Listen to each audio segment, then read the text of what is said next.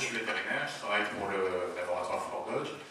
Et à ce titre-là, Fort Dodge est ravi d'être partenaire de ces journées du complet.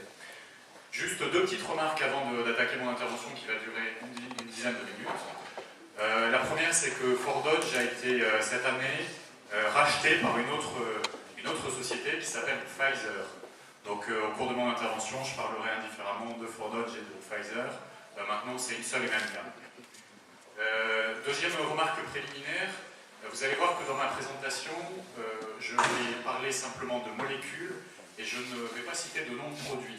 C'est quelque chose que la réglementation nous demande, à nous, laboratoires, quand on s'adresse à des professionnels du cheval comme vous, et en l'absence de leur vétérinaire traitant, je parlerai des molécules et sans citer de nom de produits. Donc deux parties, je vais faire un petit retour sur la vermifugation en essayant de ne pas répéter ce qui a été dit précédemment, mais les conseils qu'on peut vous donner pour bien vermifuger vos chevaux. Et puis une deuxième petite partie sur la vaccination.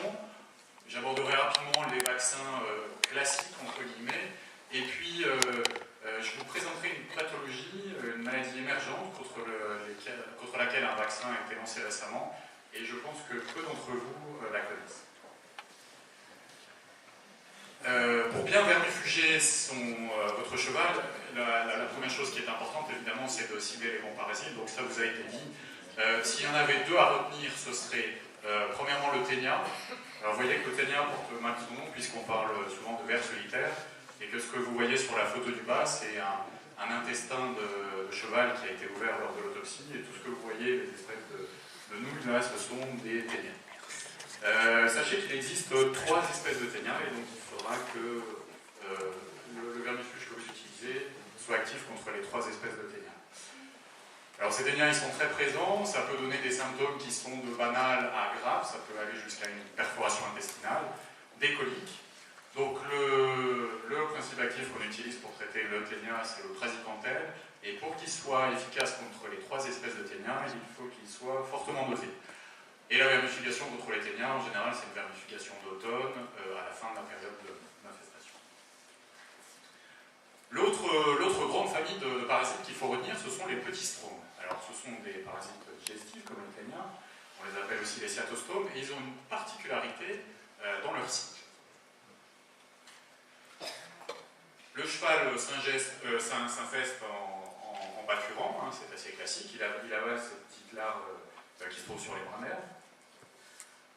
La particularité, c'est que selon le moment où votre cheval va s'infester, le devenir des larves va être différent. Pour les larves qui sont ingérées au printemps ou en été, ces larves dans le tube digestif du cheval vont se développer, donner des adultes qui vont se mettre à pondre des œufs, qui vont être rejetés dans les crotins, donc un cycle classique. Pour les larves qui sont ingérées en fin de saison de pâturage, à l'automne et en début d'hiver, les larves ne vont pas se développer. Elles vont pénétrer dans la paroi du tube digestif du cheval et s'enquister en quelque sorte dans cette paroi et passer l'hiver.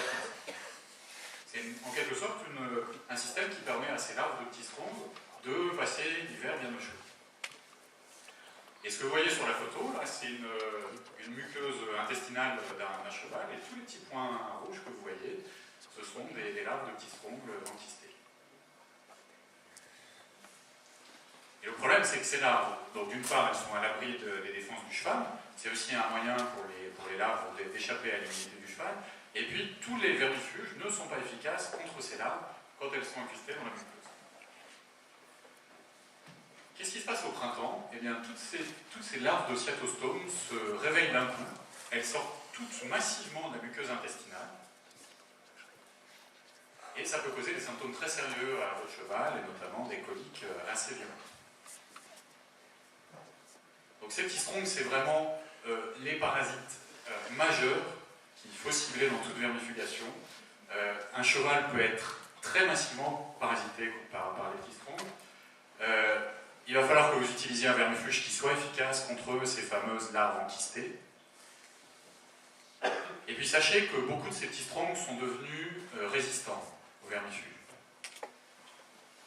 On a fait une étude là, dans plusieurs pays d'Europe et on a regardé un petit peu l'efficacité des principales molécules qui sont utilisées contre les T-strong. Vous voyez les noms qui sont cités à gauche, hein, le flumazenol, le pyrampène, l'ivermectine et la loxydectine.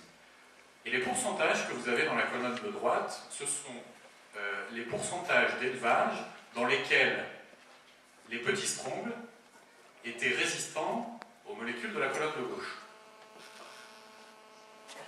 C'est-à-dire que la vermifugation, concrètement, quand vous avez un élevage qui est résistant à 65% au flumazenol, ça veut dire qu'il faut utiliser une autre molécule.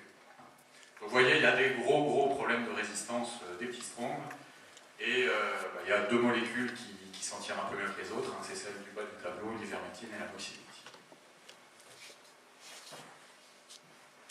Donc en résumé, la bonne vermifugation, donc il faudra bien cibler les trois ténias, être efficace contre ces petits strongs enquistés, et puis utiliser un vermifuge qui ne connaît pas trop de résistance. La vaccination.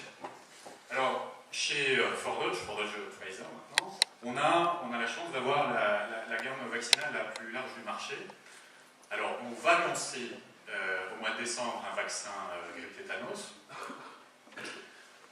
On a dans la gamme un vaccin rhinopneumonie qui protège contre les deux sérotypes qui interviennent dans les épisodes de rhinopneumonie, les herpès virus de type 1 et 4.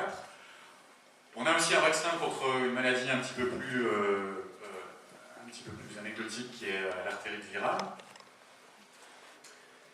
Et puis, on a lancé au mois de juin dernier un vaccin contre une maladie que qu'on va voir ensemble et qui pour le moment est mal connue et qui pourtant présente un risque réel.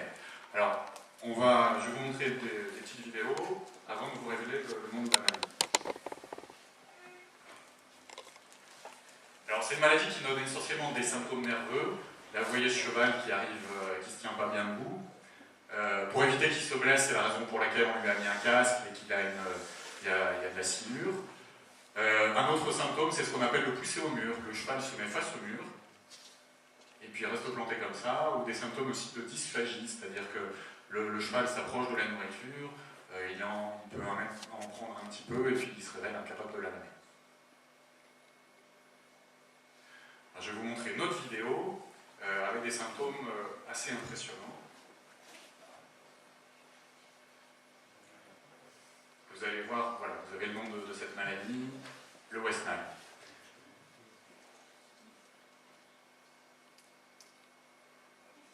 Vous voyez brusquement ce cheval qui a une perte d'équilibre au niveau du train postérieur. Alors c'est un symptôme nerveux parmi d'autres, hein, mais ça peut aller à l'extrême jusqu'à des convulsions, du coma. Il va réussir à se relever, mais clairement il a des gros soucis d'équilibre. Alors là, il arrive à se relever. Sachez que le pronostic est très mauvais pour un cheval qui est couché. C'est là qu'on a les taux de mortalité les plus élevés. Donc cette maladie, qui est une maladie, ce qu'on appelle émergente, ça s'appelle la maladie, enfin elle est due à un virus qui s'appelle le West Nile. C'est un virus qui est transporté par les oiseaux et dont le vecteur ensuite est un moustique. C'est-à-dire que le moustique va piquer un oiseau qui est porteur, et ensuite le moustique va aller piquer soit votre cheval, soit un homme. C'est donc aussi ce qu'on appelle une zoonose, c'est-à-dire que cette maladie peut être contractée par l'homme.